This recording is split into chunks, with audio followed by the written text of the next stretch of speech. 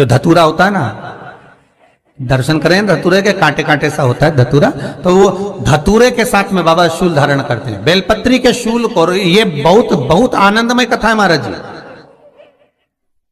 जिसके जीवन में हमेशा कांटे ही मिले हैं, बेटी बड़ी हुई तो घर में मायके में दुख देखा, और मायके से गई ससुराल में तो ससुराल में दुख देखा, ससुराल में भी दुख देखने के बाद में भी पति को बहुत कुछ काम खुलवाया, बहुत धंधे खुलवाए, नौकरी लगवाई, पर वो पति बार बार छोड़ कर आ गया, बार बार तकलीफ भोग रहा है, बार बार कष्ट भोग रहा है। फिर थोड़े दिन काम करता है, थोड़े दिन छूट जाता है, फिर व्यापार में बढ़ता है, फिर छूट जाता है, फिर कोई दुकान खुलवाई, थोड़े दिन अच्छी चली, फिर वापस वहीं घर पर आकर बैठ गया, अर्थात उसके जीवन में वो शूलता चल रही है। तो बाबा देवाधिदेव महादेव कहते हैं, ये 3 घड़ी 3 पल 3 नक्षत्र 3 समय 3 दिन में जो शूल मुझे समर्पित करता है, उसके जीवन से मैं शूल हटा देता हूं। वो 3 दिन लिखे स्कंद पुराण।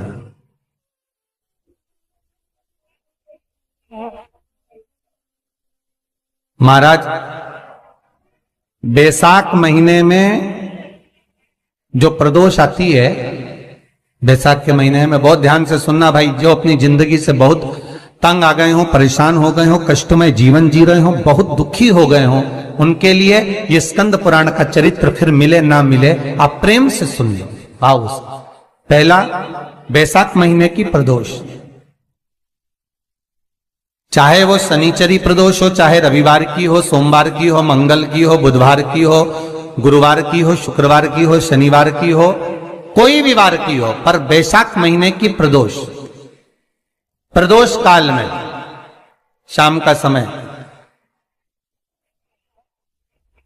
सूर्य डूब रहा हो, बस डूबा ही हो, और उस समय पर सूर्य के डूबन के तुरंत बाद बाबा को धतूरे के साथ में बेलपत्री ना चढ़ाते हुए बेलपत्री के वृक्ष के 7 कांटे बाबा के शिवलिंग पर समर्पित करे जाते हैं महाराज, अपनी जिंदगी में अड़चनों को हटाने के लिए।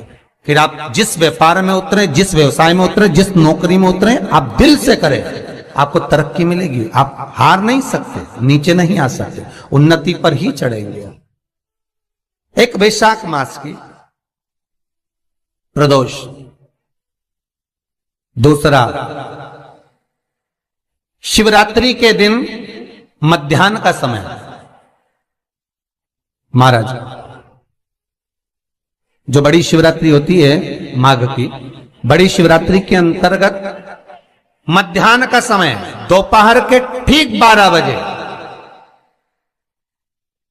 चाहे फिर वो कोई भी दिन हो महाराज, शिवरात्रि जिस दिन पड़ रही हो,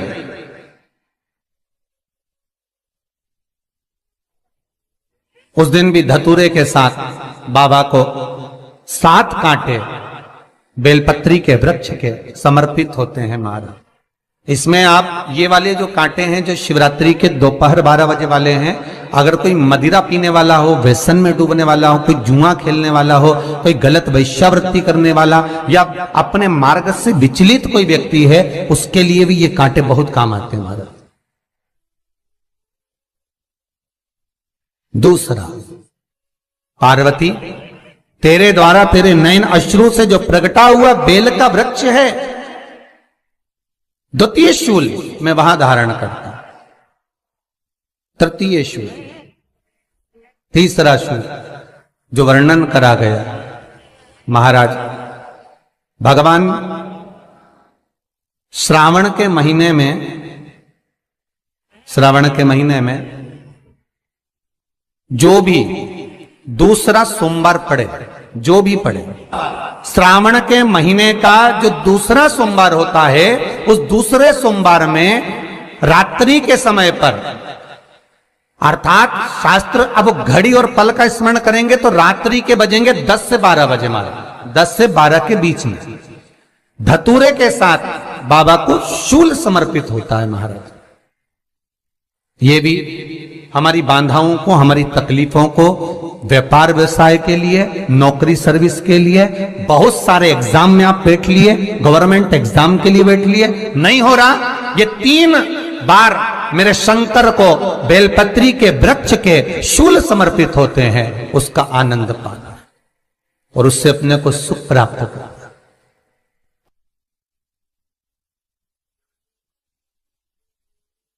कि बाबा भोलेनाथ जी के नयन अश्रु से जो प्रकट हुआ वो रुद्राक्ष का पौधा है, माता पार्वती के नयन अश्रु से जो प्रकट हुआ वो बेलपत्री का पौधा है, और उमा और महेश,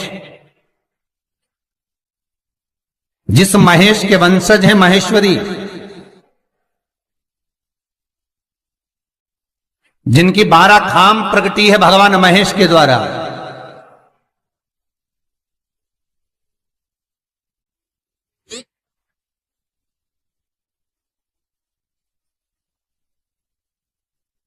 वो महेश और उमा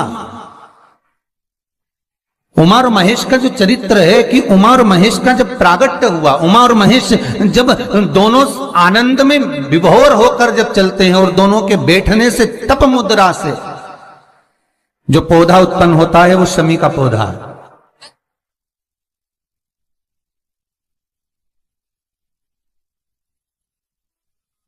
शमी का पौधा। तो एक बात ध्यान रखिए, शिव जी के द्वारा जो निर्मित हुआ उसमें कोई शूल नहीं है, उसमें कोई कांटे नहीं है। पार्वती के द्वारा जो निर्मित हुआ बेलपत्री का पौधा, उसमें कांटे हैं, और पार्वती के मिलन से भी जो उत्पन्न हुआ है शंकर के साथ में, उसमें भी कांटे हैं। शमी के पौधे में भी कांटे हैं, शमी के वृक्ष में भी कांटे हैं।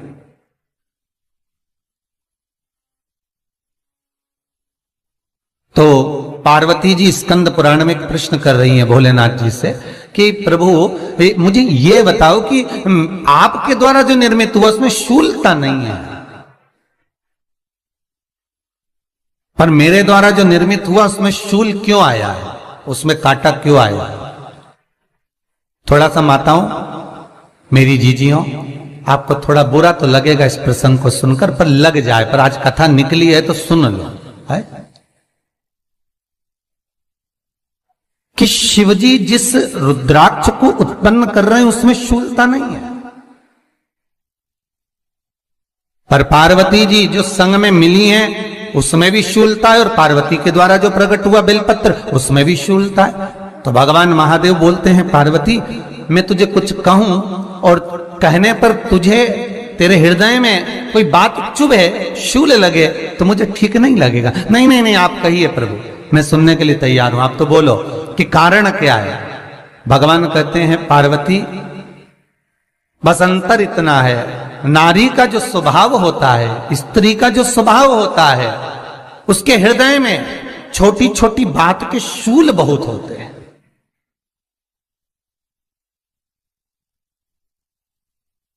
जेठानी ने ये कह दिया, देवरानी ने ये कह दिया, तुम्हारी मम्मी ये बोल दी, तुम्हारे पापा ने ये कह दिया, तुम्हारी बहनों ने ये कह दिया, तुम्हारे भाई ने ये कह दिया, तुम्हारे रिश्तेदार ने ये बोल दिया। ये नारी के भीतर ये शूलता रहती है।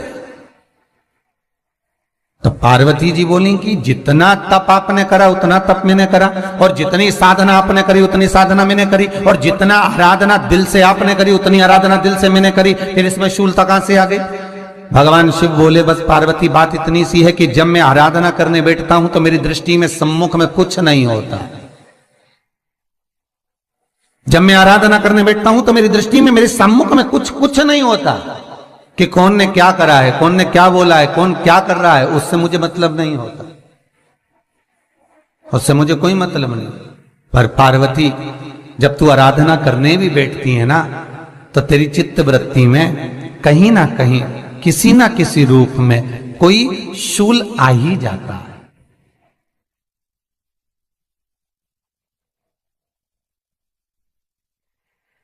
कई माताओं की आदत देखी साहब, भगवान की सेवा करने बैठी है तो भी भीतर थोड़ा सा शूलता भरी हुई है। महाराज बताओ, इतने सारे भगवान इकट्ठे कर लिए, मैंने बोला था बहू से कि वहां रख लेती है, बताओ इतने सारे यहां पर लाकर रख दिए हैं, अब इसकी सेवा करना पड़ रही है, अब ये करना पड़ रहा है। प्रसाद लेने के लिए रसोई घर में गई, भगवान का भोग लगाने के लिए, तो उसमें भी शूलता आ गई। इतने घंटों से मैं सामान ढूंढ रही, फ्रिज में मिल ही नहीं रहा, मैंने रख के गई थी, भगवान जाने कहां चले गए। भगवानों को वस्त्र पहना रही है तो शूलता है। अलमारी का ड्रॉज खोला, इसमें मैंने सामान रखा था, ना जाने भगवान का श्रृंगार कहां चले गया, कौन ने हाथ लगाया, फिर शूलता आ गई। भोजन करने बैठे तो शूलता है, कोई कार्य के लिए जा रहे हो तो शूलता है।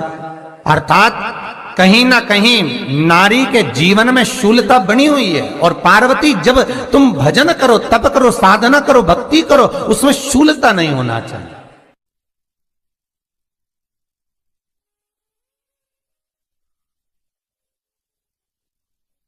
पार्वती जी ने कहा, भोलेनाथ, तो क्या आप मुझे स्वीकार नहीं करेंगे बेलपत्री के रूप में? क्या मुझे स्वीकार नहीं करेंगे शमीपत्र के रूप में? पद्म पुराण, स्कंद पुराण, लिंग पुराण, नर्मदा पुराण और शिव महापुराण, ये सारी पुराणे वर्णन करती है। पार्वती जी का खंड आनंद वर्षित कर रहा है, वर्णन कर रहा है। पार्वती खंड वर्णन कर रहा है, सती खंड वर्णन कर रहा है, उमा संहिता वर्णन कर रही है। क्या आप मेरा ये बेलपत्र का स्वरूप आप धारण नहीं करेंगे? इसमें शूलता है, इसलिए भगवान कहते हैं नहीं नहीं, धारण तो करूंगा पर शूल धारण नहीं करूंगा। मैं शूल धारण नहीं करूंगा, मतलब बेलपत्री में जो कांटे लगे रहते हैं,